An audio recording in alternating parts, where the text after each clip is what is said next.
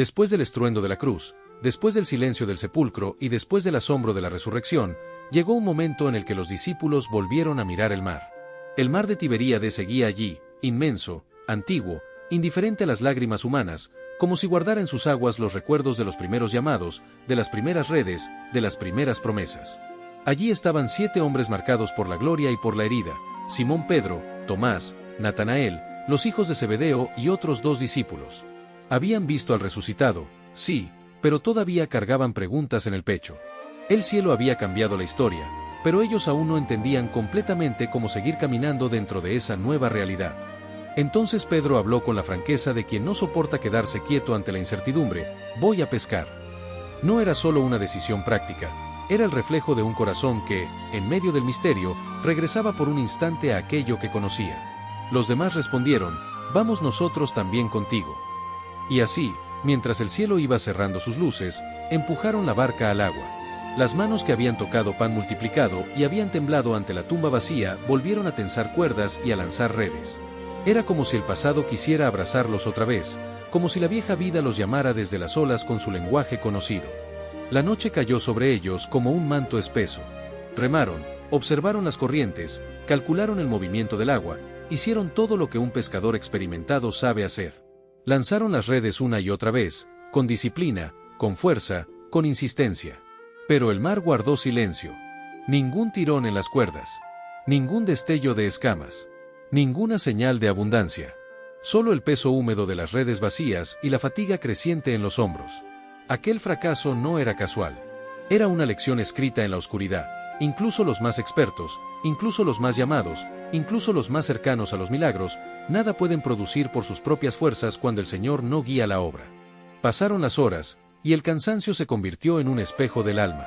¿Cuántas veces el ser humano trabaja en la noche de sus propias ideas, confiando en su experiencia, en su pasado, en sus recursos, solo para descubrir que la red sigue saliendo vacía?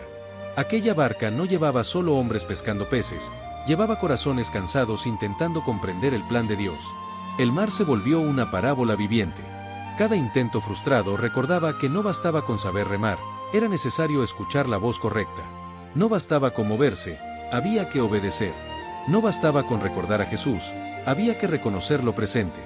Pero cuando comenzó a romper el alba, cuando la línea del horizonte empezó a encenderse con oro suave, una figura apareció en la orilla. No llegó con estruendo. No partió el cielo con truenos. No hizo temblar la tierra. Simplemente estaba allí, firme, sereno, esperando. Los discípulos no sabían que era Jesús.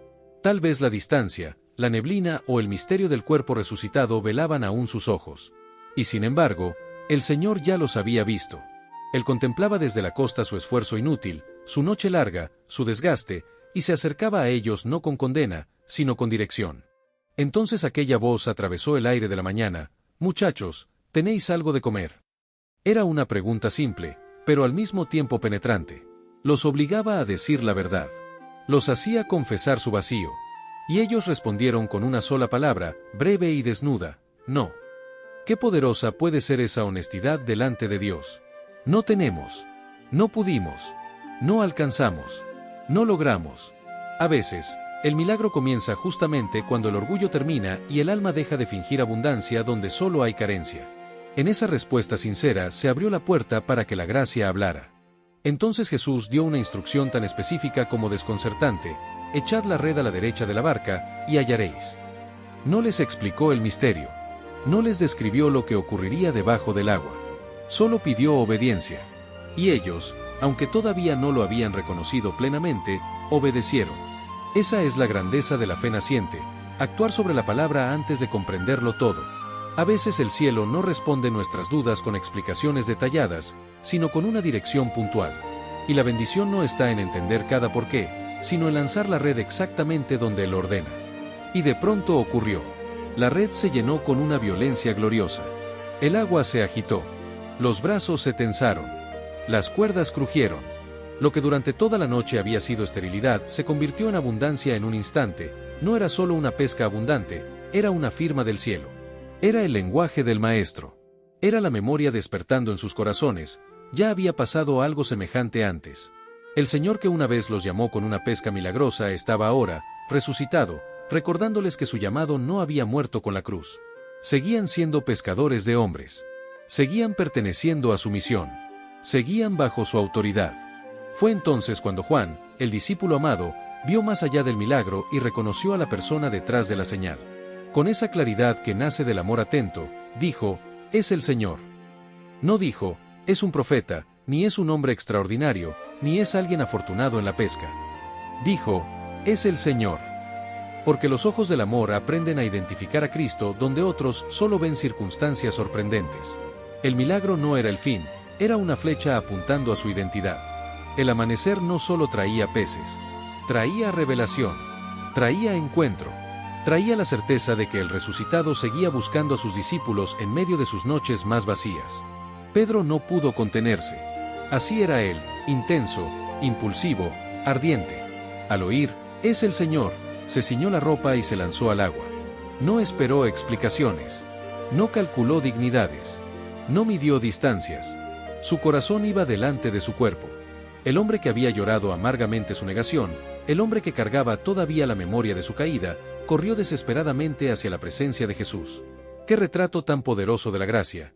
El discípulo herido no huye del Señor resucitado, sino que corre hacia Él. Porque cuando el amor verdadero toca un corazón arrepentido, el miedo pierde su trono y la distancia se vuelve insoportable. Los otros discípulos llegaron en la barca, arrastrando la red llena de peces, porque no estaban lejos de tierra. Y al descender a la orilla, contemplaron una escena tan sencilla como inmensa, brasas encendidas, un pescado puesto sobre ellas y pan. El Señor del universo, el vencedor de la muerte, el resucitado glorioso, los esperaba con desayuno preparado.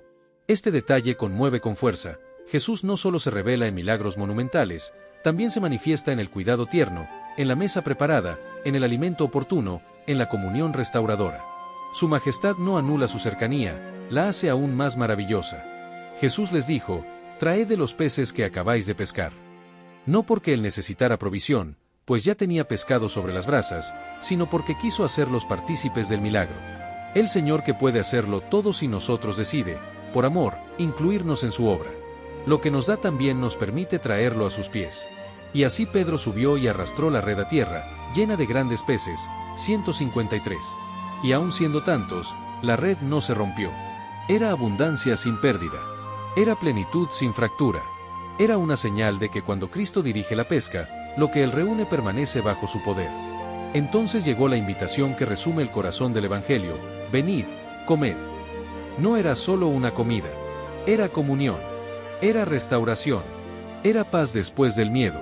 Era el Maestro sentando nuevamente a sus discípulos alrededor de su provisión, como diciéndoles sin palabras, «Sigo siendo yo. Sigo cuidándolos. Sigo llamándolos. Sigo aquí». Ninguno se atrevía a preguntarle quién era, porque sabían que era el Señor. Había en aquella escena una mezcla santa de asombro, reverencia y amor. El resucitado no era una idea. No era un recuerdo. Estaba allí, tangible, cercano, soberano, compartiendo el pan con los suyos. Jesús tomó el pan y se lo dio, y asimismo del pescado. En ese gesto se reunían muchas memorias, panes multiplicados, mesas compartidas, la última cena, el servicio humilde del Maestro, y ahora la victoria de la resurrección convertida en alimento para los suyos. El Cristo glorificado seguía sirviendo. El Rey seguía amando. El vencedor seguía acercándose al hombre con ternura. ¡Qué escena tan profundamente transformadora! El mismo que venció la muerte no regresa para aplastar a los débiles, sino para alimentar a los cansados. Así es el corazón de Dios revelado en Jesucristo. Poder absoluto unido a misericordia perfecta. Y aquella fue la tercera vez que Jesús se apareció a sus discípulos después de haber resucitado de entre los muertos. Tercera vez.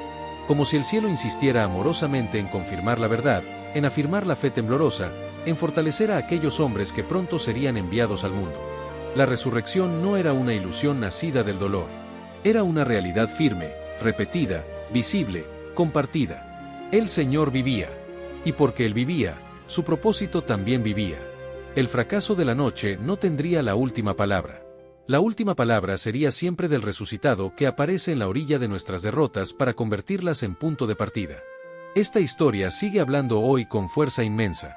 Todos conocemos noches estériles, temporadas de esfuerzo sin fruto, momentos en los que regresamos a nuestras redes antiguas pensando que quizá ahí encontraremos seguridad. Pero el Evangelio declara que Jesús resucitado sigue acercándose a nuestras orillas. Nos pregunta con amor, nos lleva a reconocer nuestra necesidad, nos da instrucciones precisas y convierte el vacío en abundancia. Y cuando finalmente comprendemos que es Él, descubrimos que no solo trae milagros, también trae mesa, pan, fuego y comunión. No solo llena redes, restaura corazones. No solo demuestra poder, revela presencia. No solo se muestra vivo, se sienta con los suyos. Por eso, la segunda pesca milagrosa no es solo una historia sobre peces. Es una proclamación del señorío de Cristo después de la muerte. Es la prueba de que la misión continúa. Es el recordatorio de que la obediencia abre puertas que el esfuerzo humano jamás podría abrir. Es la evidencia de que el llamado de Dios permanece aún después de nuestras caídas. Y es una invitación a mirar el amanecer con esperanza, porque nunca sabemos en qué momento veremos, de pie en la orilla, a aquel que transforma una noche vacía en un encuentro eterno. Si el mar calla, espera su voz. Si la red sale vacía, escucha su dirección. Si el corazón se cansa, corre hacia su presencia. Porque Él vive, y sigue llamando.